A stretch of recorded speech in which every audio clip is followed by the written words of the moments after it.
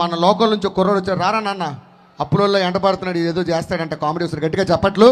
ఎందుకంటే ఈ ఒక్కసారిగా 10 నిమిషాలు మన కైకూరు నుంచి ముగ్గురు వచ్చారు హీరోలు. వాళ్ళకన్నా ముందు మైక్ తీసుకో.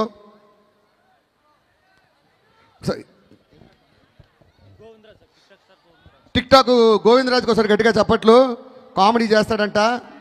Okay ready. హలో హాయ్ అండి, అందరూ బాగున్నారా? బాగాలేదు, 10,000 అప్పు అడుగుతాడు, ఇస్తావా? వాళ్ళందరూ బాగానే ఉన్నారు. నువ్వు కామెడీ చేయడానికి వచ్చి కామెడీ చేయి. బాగున్నారా, బట్టలు వేసుకున్నారా, స్నానం చేశారా ఇవన్నీ వద్దు. నీకు ఇచ్చింది 2 నిమిషాలు, ఆల్రెడీ 6 నిమిషం అయిపోయింది. ఒరే టెన్షన్ పడకు, సరదాగా అన్నారా, కొంచెం ఎంకరేజ్ కోసం.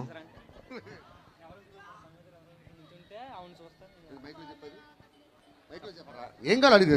హలో ఏం కావాలరా నీకు? మన ఫైమా గారు మన పక్కన ఉన్నారనుకోండి, ఆవిడ చూస్తూ నేను స్కిట్ చేస్తా. దాన్ని చూసి స్కిట్ చేస్తావు? చేస్తా. ఫైమా రావే.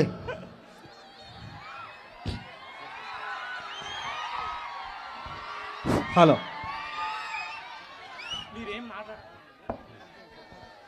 ఇప్పుడు అడిగే ఫైమాని ఇచ్చాను, రష్మిని అడిగా ఉంటే తేవడం నా వల్ల కాదు, దీంతోనే అడ్జస్ట్ అయిపో.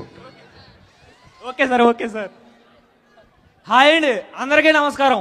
ఈరోజు నేను చేసేది ఒక భార్యాభర్తల గురించి చేస్తున్నాను, స్టాండప్ కామెడీ. ఒకసారి డబుల్ పర్ఫార్మెన్స్ చేస్తున్నా, ఒకసారి చూడండి.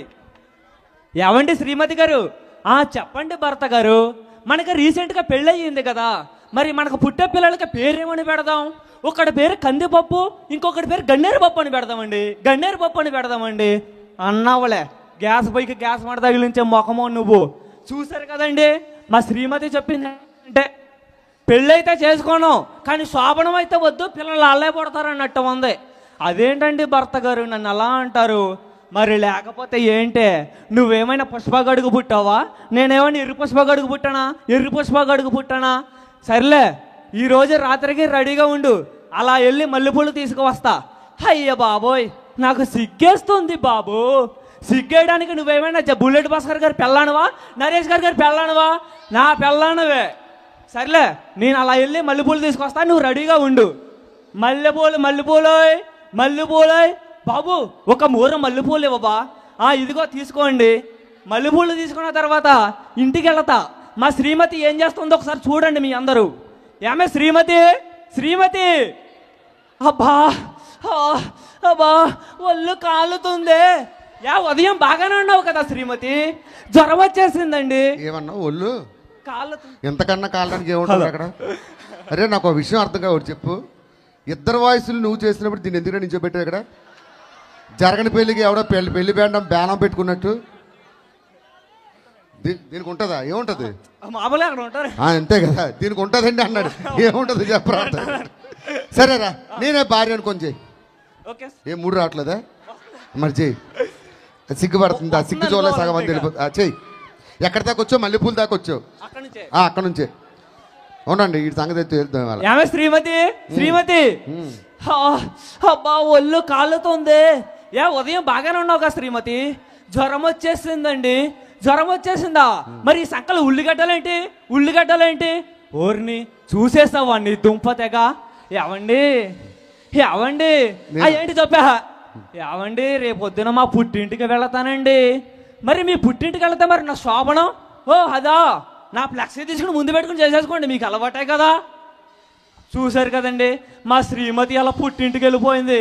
నా బతుకంతా ఈ ఫ్లెక్సీతోనే సరిపోయింది. నిజం చెప్పాలంటే దానికన్నా ఫ్లెక్సీ బెటర్. ఓకే సార్, ఒకసారి ఎంకరేజ్ చేయాలి, గట్టిగా చప్పట కొట్టాలి. ఎందుకంటే ఓకే సార్ ఉండరా, అయిపోయింది కదరా, ఇంకా ఉందరా?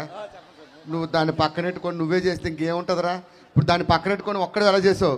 ఆ ఫ్లెక్సీ పెట్టుకొని ఒక్కడవే. ఒకసారి ఎంకరేజ్ చేసి గట్టిగా చప్పట కొట్టాలి. ఏం పేరు? నా పేరు టిక్ టాక్ స్టార్ గోవిందరాజు. నేను టిక్ టాక్ దుర్గారావు గారి వాళ్ళ చిన్నాన్న గారు వాళ్ళ అబ్బాయిని. మా దుర్గారావు చెప్పరా, డోర్ నెంబర్, పిన్ నెంబర్, ఏం పేరు అడిగాను రా నిన్ను. సరే ఒకసారి తమ్ముడు గట్టిగా చప్పట్లు. మాట్లాడతావా? మరి ఇప్పుడు దాకా చేసింది ఏంట్రా?